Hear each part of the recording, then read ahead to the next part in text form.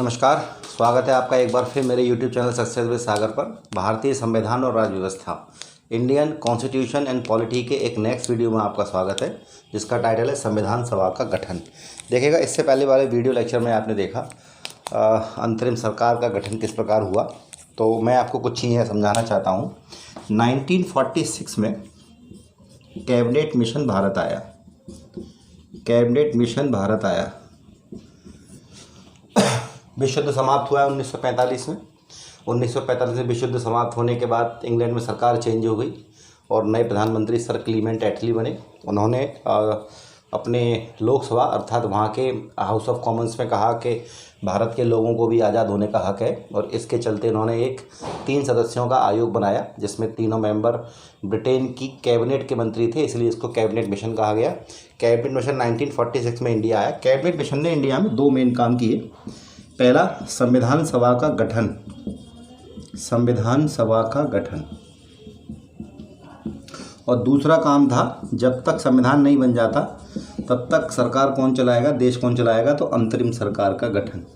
अंतरिम सरकार के गठन की बात हम इससे पहले वाले वीडियो में कर चुके हैं कि किस तरह से 24 अगस्त 1946 को कहा कि भारत के लोग एक अंतरिम सरकार बना लें। 2 सितंबर 1946 को एक अंतरिम सरकार का गठन हुआ, जिसमें वायसराय समेत टोटल 13 मेंबर थे। नेहरू जी इसके हेड थे। स्टार्टिंग में जब अंतरिम सरकार बनी तब मुस्लिम लीग इसकी सदस्य नहीं थी, लेकिन बाद में 26 अक्टूबर 1946 को मुस्लिम लीग इसमें शामिल हो गई। तो इस तरह से कैबिनेट मिशन का एक काम हम पढ़ चुके हैं, अंतरिम सरकार का गठन। हम ये भी देख चुके हैं कौन कौन से व्यक्ति को कौन कौन सा पद मिला।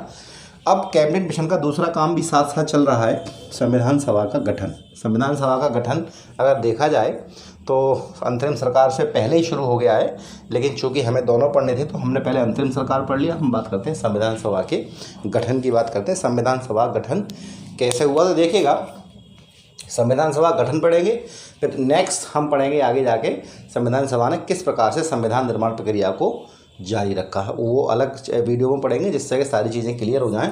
तो संविधान सभा के गठन की अगर बात करें तो संविधान सभा के विचार का सबसे पहला प्रतिपादन कहाँ किया गया था? इंग्लैंड में। इंग्लैंड में समानतावादी, यानी कि ऐसे लोग जो सभी को समान मानने के पक्ष में थे, उन्होंने कहा कि एक संविधान सभा हो जो इंग्लैंड का संविधान बनाए। और उनमें प्रमुख कौन थे? Sir Henry main. सबसे पहले संविधान सभा का जो विचार रखा गया था इंग्लैंड में, किसके द्वारा? समानतावादी नेताओं के द्वारा, जिनमें सर हेनरी मेन प्रमुख थे। प्रश्न पूछा गया है। व्यावहारिक रूप में संविधान सभा को सबसे पहले अमेरिका और फ्रांस में अपनाया गया। इंग्लैंड में तो केवल बात हुई, लेकिन प्रैक्टिकली संविधान सभा को सबसे पहले अमेरिका और फ्रांस ने अपनाया, अपने संविधान सभा के द्वारा बनवाए। भारत में अगर बात करें तो भारत में संविधान सभा का सबसे पहला वर्णन बाल गंगाधर तिलक के निर्देशन में 1895 में तैयार स्वराज विधेयक में मिलता है।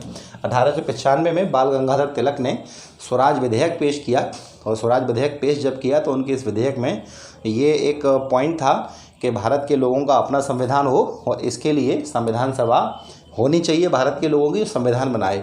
तो सबसे पहले संविधान सभा की बात इंग्लैंड में होती है, लेकिन प्रैक्टिकली व्यावहारिक रूप से सबसे पहली बार संविधान सभा को अपनाया किसने? अमेरिका ने और फ्रांस ने। भारत में सबसे पहले संविधान सभा का जिक्र किसने किया है? 1895 में स्वराज विधेयक जो तैयार किया गया था बाल गंगाधर तिलक के निर्देशन में। 1922 में गांधी जी ने भी असहयोग आंदोलन के दौरान यही कहा कि भारतीय संविधान भारतीयों की इच्छानुसार ही होगा। इसका मतलब यही था कि भारत के लोग खुद ही भारत का संविधान बनाएंगे, क्योंकि आप देख रहे हैं सन 1922 है, यहाँ पे असहयोग आंदोलन चल रहा है, हालांकि वो बहुत जल्दी वापस भी ले लिया जाता है।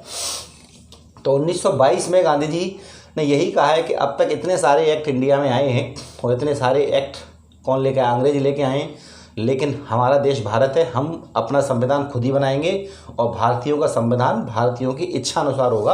अर्थात इन्होंने इनडायरेक्ट वे में यहाँ पे संविधान सभा की बात कही है। 1924 में पंडित नेहरूलाल ने ब्रिटिश सरकार के सम्मुख संविधान सभा निर्माण की मांग को प्रस्तुत किया। मोतीलाल नेहरू, जवाहरलाल नेहरू के पिताजी, इन्होंने 1924 में क्या किया? संविधान सभा की निर्माण की मांग को प्रस्तुत किया। किसके सामने? ब्रिटिश सरकार के सामने। इन्होंने ब्रिटिश सरकार से कहा कि हम अपना संविधान खुद बनाएंगे, और इसके लिए आप हमें संविधान सभा बनाने की अनुमति प्रदान कीजिए। संविधान सभा में सब लोग भारत के होंगे और अपना संविधान खुद बनाएंगे। तो मोतीलाल नेहरू ने भी संविधान सभा के निर्माण की मांग को प्रस्तुत किया, लेकिन औपचारिक रूप से, यानी कि यहाँ तक तो केवल बातें हो रही थी। इन्होंने अपनी बात रखी स्वराज विधेयक में तिलक साहब ने, गांधी जी ने भी एक स्टेटमेंट दिया कि भारतीयों का संविधान भारतीयों की इच्छा अनुसार होगा। मोतीलाल नेहरू ने एक रिक्वेस्ट की ब्रिटिश प्रशासन से कि भाई हम अपनी संविधान बनाना चाहते हैं, इसलिए हमारा संविधान सभा गठन किया जाए। लेकिन व्यावहारिक रूप से, है ना, पहली बार औपचारिक रूप से संविधान सभा के विचार का प्रतिपादन सबसे पहली बार किसने किया? एम.एन. रॉय ने किया, है ना। एम.एन. रॉय ने सबसे पहले औपचारिक रूप से, यानी कि पूरी तरह से उन्होंने चीज़ें इसमें दिखाई और पूरा एक फॉर्मेट बना के दिखाया कि इस तरह से होनी चाहिए और इस तरह से संविधान बना सकते हैं।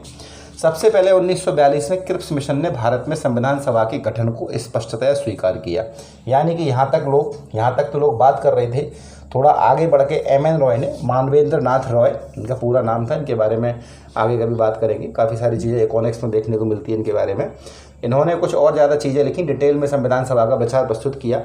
लेकिन अब तक अंग्रेज़ों ने इन सब लोगों की बातों पर कोई अमल नहीं किया था।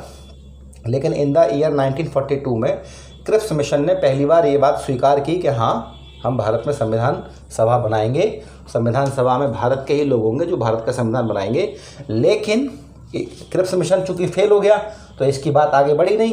लेकिन 1946 में कैबिनेट मिशन ने इसे व्यवहारिक रूप प्रदान किया, यानी कि प्रैक्टिकली ऑन ग्राउंड किसकी वजह से आई? ये 1946 में कैबिनेट मिशन के द्वारा ही ये इसको एक मूर्त रूप प्रदान हुआ। अर्थात कैबिनेट मिशन की सिफारिश के आधार पर ही संविधान सभा का निर्माण हुआ। जबकि पहला विचार जो पेश किया था क्रिप्स मिशन ने किया था, बाकी इंडिया के इतने लोगों ने समय समय पर संविधान सभा की मांग को सामने रखा। अब देखिएगा, भारतीय संविधान सभा के संबंध में ब्रिटिश विधिवेत्ता ग्रेनविल ऑस्टिन, इनका नाम याद रखिएगा अगर आप पहली बार संविधान पढ़ रहे हैं। और इनके बहुत सारे स्टेटमेंट पूछे जाते हैं मौलिक अधिकारों में, नीति निर्देशक तत्वों में। तो मैं जगह जगह जहाँ जहाँ इनका स्टेटमेंट आएगा मैं आपको बताऊँगा। तो भारतीय संविधान सभा के संबंध में ब्रिटिश विधिवेत्ता का मतलब है कानून का जानकार, एक बंदा है ग्रेनविल ऑस्टिन, अब तो डेथ हो गई है। इन्होंने एक पुस्तक लिखी था इंडियन कॉन्स्टिट्यूशन की, पुस्तक का भी नाम पूछा जाता है। इन्होंने कहा संविधान सभा कांग्रेस थी और कांग्रेस भारत था। संविधान सभा कांग्रेस थी और कांग्रेस भारत था। इनके कहने का मतलब ये था कि संविधान सभा में मैक्सिमम लोग किसके थे? कांग्रेस के थे। अभी आपको पता लगेगा चुनाव जब होंगे उसके बाद कौन कौन से मेंबर्स उसमें होंगे, कितने मेंबर किस पार्टी के होंगे। तो इन्होंने कहा संविधान सभा कांग्रेस थी और कांग्रेस भारत था, यानी कि संविधान सभा में मैक्सिमम कैंडिडेट कांग्रेस के थे और कांग्रेस भारत के ज़्यादातर हिस्से में फैली हुई थी, तो कांग्रेस भारत था। ये स्टेटमेंट किसका है? संविधान सभा का। देखिएगा 1946 में जुलाई के महीने में ही संविधान सभा के लिए चुनाव होता है। जुलाई में कैबिनेट मिशन आया है और जुलाई, अगस्त, सितंबर, अक्टूबर में ही आपको ये बता चुका हूँ अंतरिम सरकार गठन हो ही चुका है। लेकिन संविधान सभा गठन का चुनाव कब हुआ है? 1946 में। मैं आपको बता चुका हूँ कि फॉर्मूला ये तय हुआ था कि टोटल मेंबर कितने होंगे?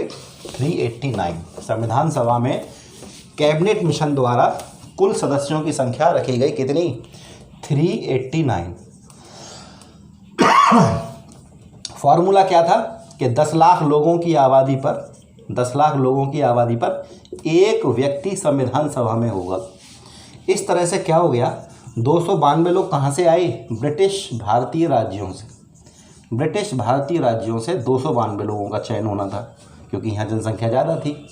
93 लोग कहाँ से आने थे? देशी रियासतों से। छोटी मोटी रियासतें थी, मैसूर की रियासत, कुंभलगढ़ की रियासत, इस तरह छोटी छोटी रियासतों से कितने लोग आने थे? 93 लोग आने थे। 4 लोग कहाँ से आने थे? अंग्रेज़ों के चीफ कमिश्नरी वाले क्षेत्र थे कुछ। चीफ कमिश्नर जैसे दिल्ली था, अजमेर मेरवाड़ा था, सिंध बलूचिस्तान था, कर्नाटक का कुर्ग था, के बारे में चर्चा करेंगे। तो टोटल 389 मेंबर संविधान सभा में होने थे। संविधान सभा का चुनाव कब होता है? जुलाई 1946 में। जुलाई 1946 में चुनाव जब होता है तो ध्यान रखिएगा, ब्रिटिश भारत जो देशी रियासतों थी इन्होंने चुनाव में भाग नहीं लिया। देशी रियासतों ने मना कर दी कि हम भारत में शामिल नहीं होंगे और ना ही हम संविधान सभा के चुनाव में शामिल होंगे, मना कर दिया इन्होंने। कैबिनेट मिशन ने ये कहा भी था कि देशी रियासतों पर कोई बाध्यता नहीं होगी कि वो भारत में चाहे तो शामिल हो चाहे ना हो। तो इन्होंने अपने आप को, देशी रियासतों ने भारत में होने वाले संविधान सभा के चुनाव से अपने आप को अलग रखा। तो कुल मिला के 292 और 4 296 सीटों के लिए चुनाव होगा, क्योंकि ये 93 लोग क्या हो गए? बाहर हो गए। अब 296 लोगों के लिए जब चुनाव हुआ जुलाई में, तो समझ लीजिएगा ध्यान से चीज़ है। देखिएगा, एक दो स्टूडेंट का कमेंट आया, सन याद नहीं होती। मैं जब मैंने भी स्टार्ट किया था पढ़ना। और जो आप आज कह रहे हैं कि सन याद नहीं होती, मैं भी यही कह रहा था सन याद नहीं होती। मैं बिल्कुल आपको अपना अनुभव बता रहा हूँ, प्रैक्टिकली मैं आपको बता रहा हूँ। सन याद करना बहुत आसान है, जैसा कि हमें लगता है स्टार्ट में सन याद नहीं होती। उसका सिर्फ एक ही लॉजिक है, आप सारी चीज़ों को पढ़ें, सीक्वेंस में पढ़ें, समझ के पढ़ें। जैसे आज आपसे कोई पूछे केंद्र में किसी सरकार है तो आप बता दोगे हाँ साहब बीजेपी की सरकार है या एनडीए की सरकार है, इस प्रदेश में उस प्रदेश में, तो आप बता देते हो। आप इसी इंटरेस्ट के साथ पढ़ें उन घटनाक्रम को, चीज़ों को सीक्वेंस में पढ़ें, कोई चीज़ छोड़ के ना पढ़ें। आपको सन हमेशा हमेशा याद रहेंगे, आप कभी नहीं भूलेंगे। मैंने कुछ एक्स्ट्रा नहीं किया सन याद करने के लिए, ये सारे फैक्ट याद करने के लिए मैंने कुछ एक्स्ट्रा नहीं किए, और सिर्फ यही किया कि चीज़ों को सीरियल से पढ़ा, डिटेल में पढ़ा और उनको बार बार रिवीज़न किया। रिवीज़न से मेरा मतलब है कि जैसे अब मैं किसी एक बुक को पहली बार पढ़ रहा हूँ तो मैं लिख दूंगा उस पर R1, एक बार कंप्लीट हो जाएगी, दोबारा लिखूँगा तो R2, तीसरी बार पढ़ूँगा तो R3। एक बार अगर आपने किसी चीज़ को पढ़ा है तो ना पढ़ने के बराबर है। एक बार अगर पढ़ने का आपका मूड है तो बिल्कुल मत पढ़िए, कम से कम 5 R आपकी उस किताब पर बने होने चाहिए। अगर आपने 5 R उस किताब पे बना दिए और 5 बार आपने उसे ध्यान से और मन से पढ़ा है, आप 5 पन्ने पढ़िए, रोज़ 10 पन्ने पढ़िए, 50 पन्ने पढ़िए, लेकिन मन से पढ़िए। आई एम श्योर आपको सारी चीज़ें टेक्निकली कॉन्सेप्ट वाइज तैयार हो जाएंगी, तो आप सन की चिंता ना करें। तो देखिएगा 296 सीटों के लिए चुनाव हुआ, होना 389 के लिए था, 389 के लिए था, लेकिन देशी रियासतों ने मना कर दिया। 296 सीटों का जब चुनाव हुआ तो 208 सीटें मिली कांग्रेस को, जो कांग्रेस सबसे बड़ी पार्टी थी। 73 सीटें किसे मिली? ये मिली मुस्लिम लीग को, ठीक है। और 15 सीटें किसे मिली हैं? छोटी पार्टियों को और निर्दलीयों को। कुछ छोटी पार्टियां भी थी जिनको किसी को 1 किसी को 2, कुछ लोग निर्दलीय भी खड़े हुए थे। अच्छा, इन सदस्यों का चुनाव हुआ कैसे? अप्रत्यक्ष चुनाव, जनता ने सीधे वोट नहीं डाला। कैसा चुनाव हुआ? अप्रत्यक्ष। जब जनता वोट डालती है तो उसे कहते हैं प्रत्यक्ष चुनाव। जब जनता वोट नहीं डालती, कोई और लोग वोट डालते हैं, जनता के द्वारा चुने गए लोग वोट डालते हैं, तो उसे अप्रत्यक्ष चुनाव कहते हैं। राष्ट्रपति के चुनाव में मैं आपको बहुत अच्छे से समझाऊंगा ये सब चीज़ें। तो अप्रत्यक्ष चुनाव हुआ, वोट किसने डाला? राज्यों में जो विधानमंडल थे, राज्यों में जो विधानमंडल थे उनमें जो सदस्य थे उनके, है ना, राज्यों के जो विधानमंडल के सदस्य, उन्होंने वोटिंग की। तो 208 सीटें कांग्रेस की, 73 सीटें मुस्लिम लीग की और 15 सीटें किसकी आ गई? निर्दलीय की आ गई। ये आंकड़ा आपको याद रखना है, कई बार पूछा गया है। इसमें हुआ क्या है कि इस टोटल 296 में 15 महिलाएं थी, टोटल 15 महिलाएं थी, आपको याद रखना होगा। 15 महिलाओं का चयन हुआ था। इसके अलावा इसमें टोटल SC कैटेगरी कैंडिडेट थे 26, ST कैटेगरी कैंडिडेट थे 33। ये आपको याद रखना है। SC यानी कि शेड्यूल कास्ट, अनुसूचित जाति के लोग 26 थे, शेड्यूल ट्राइब अनुसूचित जनजाति के लोग 33 थे, महिलाओं की संख्या 15 थी। गांधी जी संविधान सभा का भाग नहीं थे, याद रखिएगा, गांधी जी संविधान सभा के भाग नहीं थे। इसके अलावा आप देखेंगे एक चीज़ और आपको देखनी है, डॉक्टर B.R. अम्बेडकर, जिन्हें हम बाबा साहब के नाम से जानते हैं, डॉक्टर B.R. अम्बेडकर निसंदेह बहुत काबिल व्यक्ति थे, बहुत शानदार बातें इनकी हैं, हम सभी को इनके बारे में पढ़ना चाहिए। Doctor B.R. अम्बेडकर का संविधान सभा में जब चुनाव हुआ पहली बार तो कहाँ से हुआ था? पूर्वी बंगाल से, पूर्वी बंगाल से। समझ के चलिए इस बात को, आप देखेगा मैं छोटा सा मैप आपके सामने यहाँ बना रहा हूँ। ये वर्तमान भारत है। यहाँ एक देश देखते हैं बांग्लादेश, बांग्लादेश है ना, लेकिन उस समय ये सब भारत में ही था, ये ऐसा करके पूरा भारत था। यहाँ आप देखते हैं एक देश है पाकिस्तान, तो ये भी पहले भारत में था, तो भारत का मैप ऐसे हुआ करता था। तो जो एरिया आज बांग्लादेश में है वो पहले कभी क्या बन गया था? पूर्वी पाकिस्तान। याद रखना, जब बंटवारा हुआ तो 2 पाकिस्तान बने हैं, एक तो ये बना है इधर का पश्चिमी पाकिस्तान, ये बना है पूर्वी पाकिस्तान। 1971 के युद्ध में पूर्वी पाकिस्तान युद्ध हुआ भारत का पाकिस्तान से, और पूर्वी पाकिस्तान को इस पाकिस्तान से आज़ाद करा के क्या बना दिया हमने? बांग्लादेश। लेकिन बंटवारे से पहले ये क्या था? पूर्वी बंगाल था।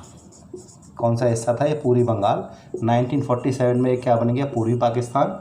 और 1971 में ये क्या बन गया? बांग्लादेश। तो जब संविधान सभा का चुनाव हुआ तो उस समय ये क्या था? पूर्वी बंगाल था। हालांकि बंगाल का विभाजन तो रद्द हो गया था 1911 में, लेकिन फिर भी इसका नाम पूर्वी बंगाल ही कहने लगे थे। डॉक्टर भीमराव अंबेडकर का जो चुनाव हुआ था संविधान सभा में, कहाँ से खड़े हुए थे? पूर्वी बंगाल से खड़े हुए थे। यानी कि डॉक्टर भीमराव अंबेडकर संविधान सभा में चुने जाने के लिए कहाँ से खड़े हुए थे? पूर्वी बंगाल से जीत के आए थे वो। अब संविधान सभा बन गई, सारे काम हो गए, और लेकिन क्या हो गया? बंटवारा। संविधान सभा जब इलेक्शन हुआ है संविधान सभा के मेंबर्स का, उस समय बंटवारा नहीं हुआ था। तो बाबा साहब कहाँ से खड़े हुए? पूर्वी बंगाल से। अब पाकिस्तान और हिंदुस्तान का बंटवारा हो गया, तो जो एरिया जहाँ से बाबा साहब चुन के आए थे वो काय में चला गया? पाकिस्तान में। क्या बन गया? पूर्वी पाकिस्तान। एक पाकिस्तान इधर बन गया था।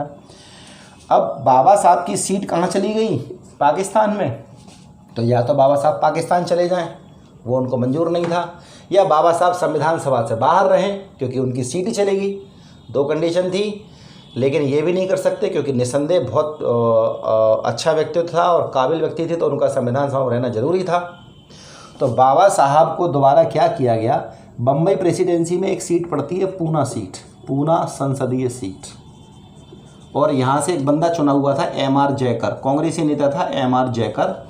M.R. जयकर ने अपनी सीट से इस्तीफा दिया, दोबारा यहाँ से बाबा साहब खड़े हुए, जीते, और उसके बाद संविधान सभा में पहुँचे। इसका मतलब ये है कि डॉक्टर भीमराव अंबेडकर का पहली बार चुनाव संविधान सभा में कहाँ से हुआ? पूर्वी बंगाल से। लेकिन वह हिस्सा बंटवारे के बाद चला गया पाकिस्तान में, तो दोबारा उनका जो चुनाव हुआ वो कहाँ से हुआ? बम्बई प्रेसिडेंसी में पूना संसदीय सीट से कांग्रेसी नेता M.R. जयकर ने इस्तीफा दिया, और वहाँ से बाबा साहब को दोबारा इलेक्ट करके भेजा गया संविधान सभा में।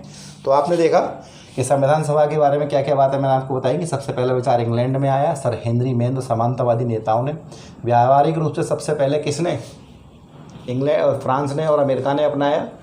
इसके बाद इंडिया की अगर बात करें, सबसे पहले 1895 के स्वराज विधेयक में बाल गंगाधर तिलक ने इसकी बात की। महात्मा गांधी ने इसके बारे में कहा कि भारतीय संविधान भारतीयों की इच्छा अनुसार होगा। मोतीलाल नेहरू ने 1924 में ब्रिटिश सरकार से कहा कि संविधान सभा बनाई जाए। M.N. रॉय ने इसके लिए एक प्रॉपर एक फॉर्मेट तैयार करके पेश किया। बाद में संविधान सभा कैबिनेट मिशन ने इसको तैयार किया, हालांकि इसकी बात क्रिस्ट मिशन ने भी की थी, लेकिन इसको कंप्लीट किसने कराया? कैबिनेट मिशन ने। संविधान सभा में सीटों को चुनाव 389 के लिए होना था, देशी रियासतों ने मना कर दिया। 296 सीटों का चुनाव हुआ। चुनाव जुलाई 1946 में हुआ। 208 सीटें कांग्रेस की, 73 मुस्लिम लीग की, 15 अन्य दलों की, 15 महिलाएं, और 22-26 SC, 33 ST। तो ये सब गांधी जी इसके मेंबर थे नहीं। डॉक्टर भीमराव अंबेडकर पूर्वी बंगाल से चुनाव हुआ इनका पहला, और बाद में पूना सीट से हुआ। M.R. जयकर ने इस्तीफा दे दिया। तो ये सब चीज़ें मैं आपको लिख रखी है। अब मैं आपको एक छोटी चीज़ बताना चाहता हूँ यहीं पे, और ये इसी वीडियो में कंप्लीट हो जाएगा। अब ध्यान से समझिएगा, देखिएगा स्टार्टिंग में होता क्या है। 296 सीटों का चुनाव हुआ। मार्कर बड़े हल्के रहते हैं। 296 सीटों का चुनाव हुआ। कब हुआ? जब बंटवारा नहीं हुआ था। बंटवारा नहीं हुआ, यानी कि ये 296 लोग जो थे अखंड भारत से थे। ये नीचे बंगाल का एरिया, बांग्लादेश वाला, यानी कि पूरी पाकिस्तान, इस पूरे एरिया से 296 लोग थे। 1947 में क्या हो गया? बंटवारा हो गया 15 अगस्त को। इसमें से काफ़ी सारे लोग कहाँ चले गए? पाकिस्तान चले गए, क्योंकि जो लोग इन एरिया से चुन के आए थे संविधान सभा में, ये एरिया कहाँ चले गए? पाकिस्तान में। तो सदस्यों की संख्या कुछ कम हो जाएगी। बंटवारा होने के बाद पाकिस्तान के क्षेत्रों वाले लोग पाकिस्तान में चले गए। बोले भाई अब तो हमारा बंटवारा हो गया, अब हम भारत की संविधान सभा में रह क्या करेंगे, हम तो पाकिस्तान जा रहे हैं। तो पाकिस्तान के अलग हो जाने के बाद टोटल मेंबर जो बचे इंडिया की संविधान सभा में कितने बचे? 229 मेंबर बचे। यानी कि 296 मेंबर में से जो संख्या बची भारत में संविधान सभा के सदस्यों की, वो 229 बची। अब एक और केस समझिएगा। प्रारंभ में देशी रियासतों ने मना कर दिया था। उन्होंने कहा था कि हम भारत में शामिल नहीं होंगे। इसीलिए क्या हुआ? 296 सीटों का चुनाव हुआ, जबकि सीटें 389 होनी थी। 292 भारत के राज्यों से, 93 देशी रियासतों से, 4 चीफ कमिश्नर वाले क्षेत्रों से। तो इन 93 लोगों ने प्रारंभ में मना कर दिया था कि हम भारत की संविधान में शामिल नहीं होंगे। लेकिन जब ये देखा कि बंटवारा हो गया है, पाकिस्तान अलग हो गया, भारत अलग हो गया, तो सरदार वल्लभ भाई पटेल को जिम्मेदारी सौंपी गई कि भाई आप देशी रियासतों को भारत में शामिल करो। तो सरदार वल्लभ भाई पटेल ने क्या किया? देशी रियासतों को मनाने की जिम्मेदारी दी गई उन्हें। सरदार वल्लभ भाई पटेल का जो एक तरीका था वो बड़ा शानदार था। उनके एक हाथ में लठ रहता था और एक हाथ में लड्डू रहता था। देशी रियासतों से मिलने जाते थे तो कहते थे भाई तेरी मर्जी, लड्डू खा ले ना तो लठ तैयार है, क्योंकि साम दाम दंडभेद की नीति उनके पास थी। तो ज़्यादातर देशी रियासतें, लगभग सारी मान लीजिए, जो भारत के क्षेत्र में थी। हालांकि अगर देखा जाए तो देशी रियासतों की संख्या 565 थी, लेकिन कुछ देशी रियासतें ऐसी भी थी जो पाकिस्तान के क्षेत्र में थी, तो वो चली गई। तो जो रियासतें भारत में थी उनमें से सभी रियासतें, लगभग सभी रियासतें इंडिया में शामिल हो गई। तो देशी रियासतों की टोटल मेंबर कितनी आनी थी? 93।